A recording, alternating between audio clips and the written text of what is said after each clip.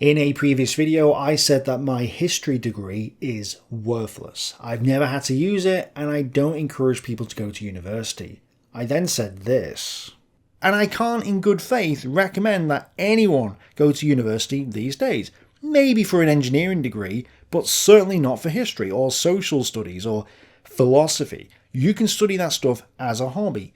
You don't need a gender studies degree to work at Star Schmucks.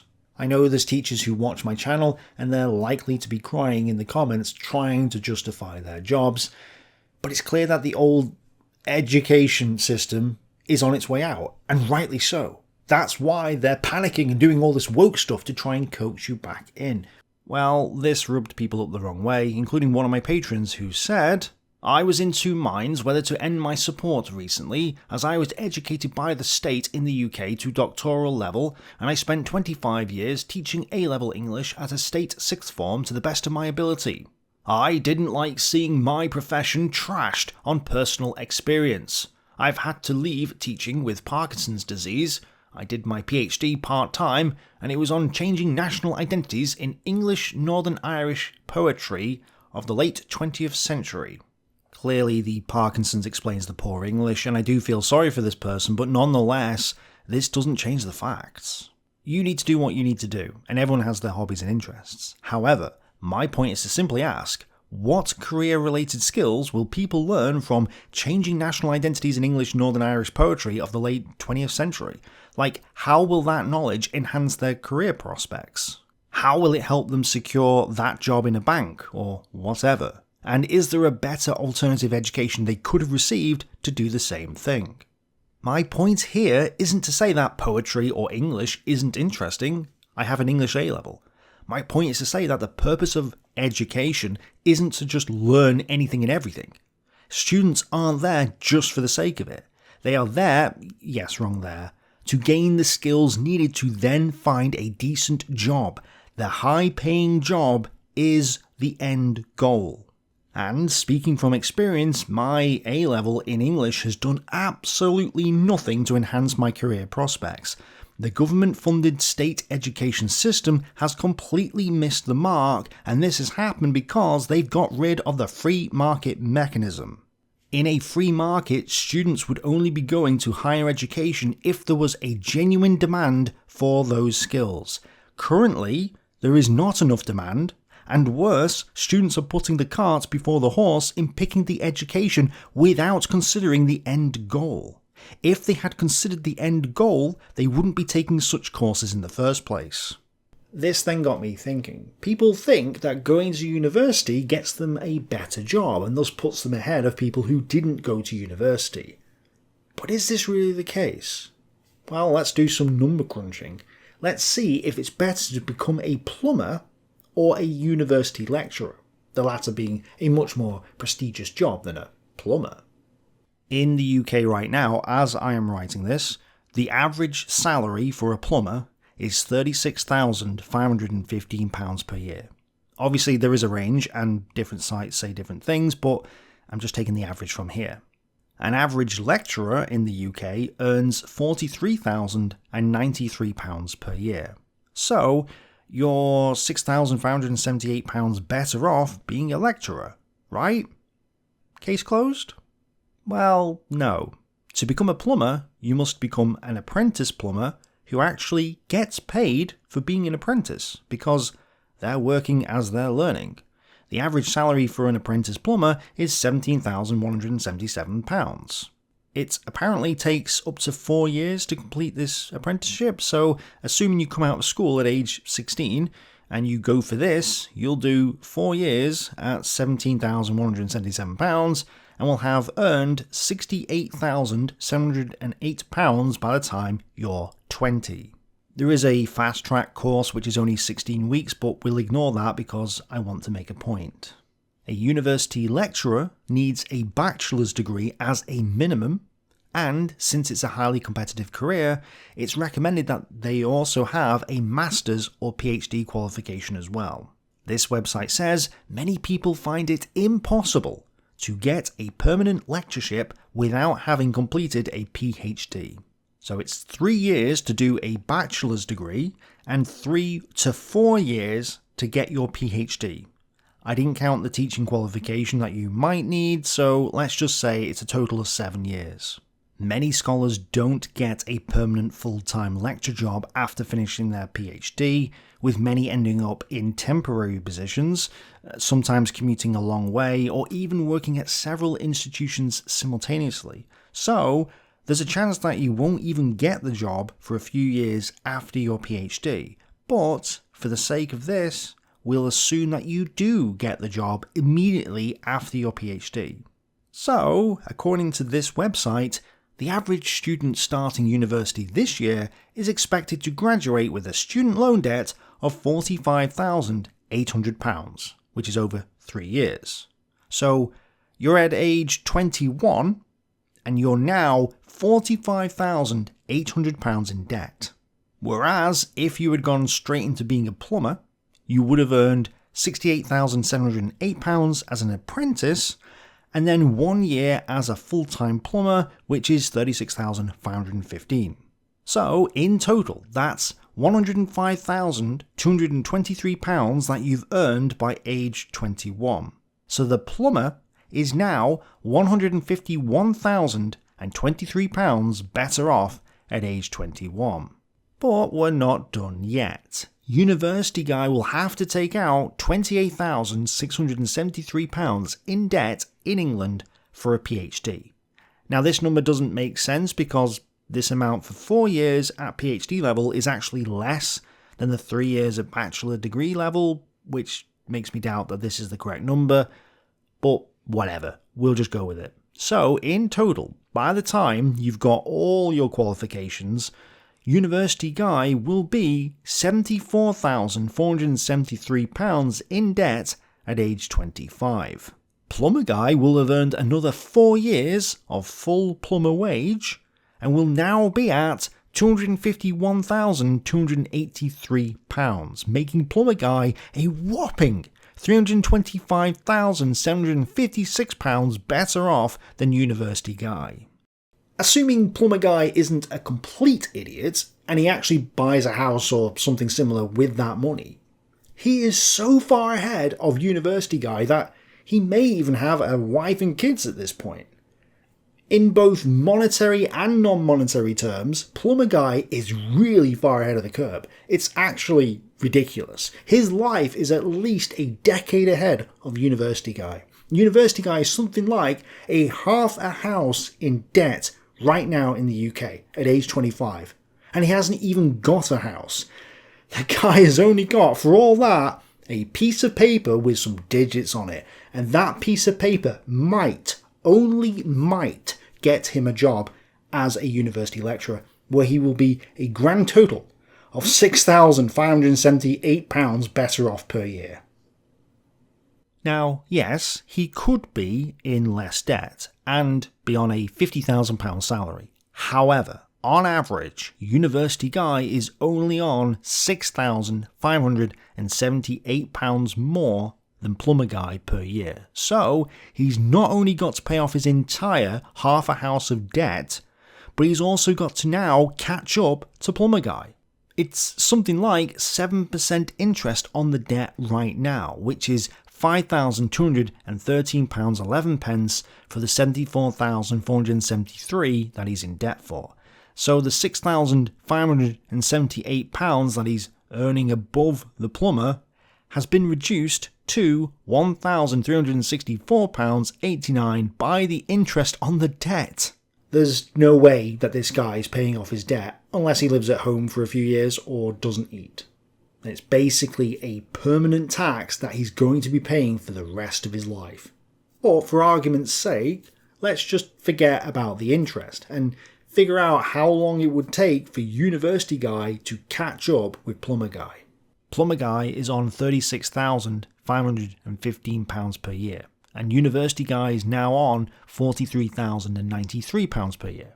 However, he graduates at age 25, so he hasn't earned anything at age 25, so we can only count his earnings from age 26, giving Plumber Guy a slight edge.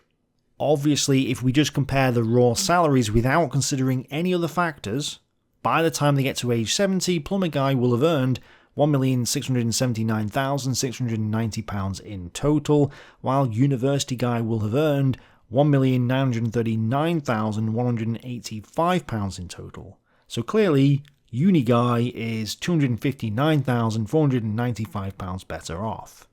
However, when we consider that plumber guy has already earned £251,283 by age 25, and we compare that to the final age, we see that plumber guy actually earned £1,894,458 in total. The difference is actually £44,727 between the two, which is next to nothing. And it's not until age 64 that university guy catches up and actually earns more over his entire life than plumber guy. Worse, when we consider that uni guy starts off at age 25 with minus £74,473 in debt, it gets insane.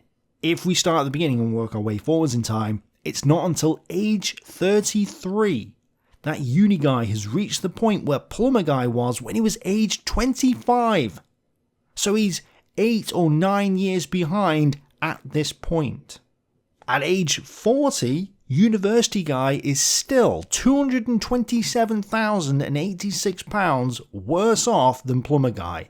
And at age 46, plumber guy breaks the 1 million mark, while uni guy doesn't do that until he's 50. At age 60, plumber guy is still £95,526 ahead of uni guy. And while the gap is closing, at age 70 we find that the lecturer guy earns £1,864,712 in total, which is £29,746 less than plumber guy. That's right, university lecturer never earns more than plumber guy. And this is not including the interest on the loan. The current interest is 7%, but I'm not sure how much the student loan repayment amount is per year because I know it's capped, so I don't have the numbers to actually calculate it. And obviously interest rates fluctuate, so it won't be accurate anyway. And it turns out that I spoke too soon. This is future me swooping in to edit the video at 9 PM the night before I publish, because just days before this video released, money-saving expert Martin Lewis has just come to our rescue with slightly more accurate numbers. Now, these only go up to 2022, but that's fine. He says, ignore the newspaper headlines about students leaving university with £60,000 of debt. That's mostly a meaningless figure. What counts is how much you'll repay. Yeah, sort of, but the point here is that some students are leaving university with £60,000 of debt, so my number of 74,000 with the PhD is probably not too far off. And he makes some good points. Yes, there's no repayments in the UK if you don't earn a wage, or you're just on minimum wage, but I would argue that if you do that, then being a plumber would have definitely been a better idea because you're falling behind your peers. You'll never have a decent life or a family because you're on minimum wage. So it's pointless, it's a waste, and I would say this isn't actually a positive. He goes on to give more stats and whatnot, plus the caps for repayment, but we don't need to get into any of that. What he does say though is that the debt is wiped out after 30 years, regardless of how much you've paid. Obviously this only applies in the UK, but you're going to be 55 when this happens. And again, you will have fallen behind plumber guy up until this point, and as you're about to see, even if the debt gets wiped out, it's still not worth it. So then we get to this table. He says the majority of English students who start uni in 2022 and have a salary of 50,000 or less, by the time they're 30, won't repay their loan in full. I mean, again, that's still bad, but if we look at 45,000, which is about what our university lecturer would earn as a salary, he would only repay 30% of the student loan in full, which is pathetic, and the average amount repaid would be £64,600. Now, I believe this is for a bachelor's degree, not a PhD. I could be wrong though. Maybe it's just an average.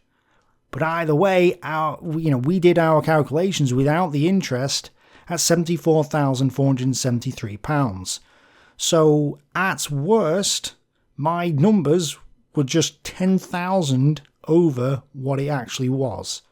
Therefore, regardless of the fact that the debt gets cancelled after 30 years, at age 70, Plumber Guy is still £19,000 further ahead than Uni Guy, and if you retire at age 65 or whatever, you're going to be like £52,000 ahead. So my numbers weren't far out, and regardless of the numbers, you're still better off being a plumber. And that's assuming University Guy lands a permanent lecturer job right out of university, which is obviously not guaranteed, and that he didn't take a gap year or didn't choose the wrong subject or whatever. And Plumber Guy can do his own plumbing, which is obviously a huge saving, whereas University Guy has no skills like that from his profession. So there's even more benefits to being a plumber. There's other evidence of this too. It was recently revealed that only 12% of teachers can afford homes close to their schools, and that teacher salaries are stagnating. Despite a teacher shortage, many educators have dropped out of education. Most are forced to rent and cannot build up deposits for houses. Yes, there is a global housing crisis brought about by the state central banks and their central planning, but when I first looked at this subject a couple of months back, plumbers were on less money than they are now, by about £100 a year, and lecturers were on £100 more than they are right now. So lecturer and teacher salaries are going down. So if teacher salaries are stagnating and they're burdened with student loan debt, clearly that's not a situation you want to get into. So when I say it's not worth going to university, I mean it. In a lot of cases, it actually isn't. If you have a PhD and you're not earning at least, let's say, 50 grand or more in 2023 prices, it would have been smarter for you to be a plumber. Now, of course, you absolutely have to do the calculation for yourself for the particular career that you're going for. You might also want to compare it to another job rather than a plumber. Electricians are actually on more than plumbers, by the way. And there may be other factors that I'm not calculating. But when I was a manager in retail several years ago, I was on more than an average plumber is today, back then. So it's certainly possible to earn a decent wage without going to university. I mean, I did, but I didn't need it for that particular job. But no matter which way you slice it, it's not a foregone conclusion that people should go straight to university, or that you'll be better off if you do. Every year that you're not earning a wage is putting you further and further behind your peers, and every year that you get into debt is also putting you further and further behind in life in general, and the opportunity cost of not buying a house earlier when house prices always go up. They don't always, in fact they're declining at the moment, but that's what people think. So or not starting a family while you're young so that you get to see your great-grandchildren before you die, or even miss having a family entirely because you've left it too late, none of that can be understated. So people with degrees are not necessarily financially smarter than people who don't get degrees. You might get a more prestigious job going to university, but apart from some social clout, there's no tangible benefit to it. I mean, you could argue that a PhD gets you an easier job, perhaps, but is it worth being decades behind your peers just because you were too lazy to pick the harder and better paying option? Plumbers are in demand, which is why their wages are slowly increasing. It's also why it financially makes sense for plumbers to pay their apprentices to work for them as they learn the trade. University graduates are not in high demand, and so it's not financially viable for employers to pay you to go to university.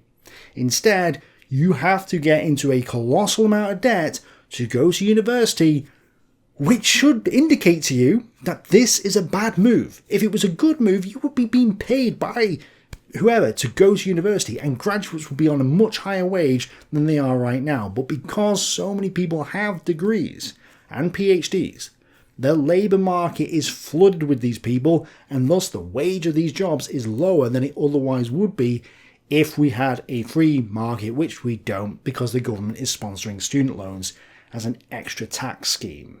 So it's a double whammy, really. And this is why I said I can't in good faith recommend that anyone go to university these days. Maybe for an engineering degree, but certainly not for history or social studies or philosophy. You can study that stuff as a hobby. You don't need a gender studies degree to work at Starschmucks. And I'm willing to go against the views of one of my own paying supporters to tell you that truth. The old education system is not working. That's why they're panicking and doing all this woke stuff to try and coax you back in, just like what the media is doing. Do not fall for the lies. I think every individual needs to decide for themselves what they do with their own lives. However, I encourage each and every single one of you to think before you act.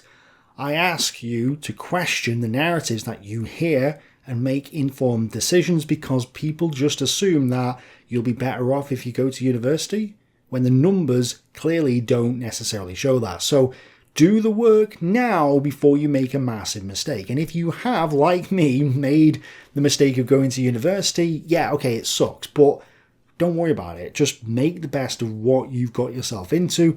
And if you're a 13-year-old girl stuck in school and your teachers are adamant that they're right, you're wrong, the evidence doesn't matter, and there's nothing you can do about it, check out my video on that right here. I've just published it alongside this one. So 2 videos on the same day. Thanks for watching. Bye for now.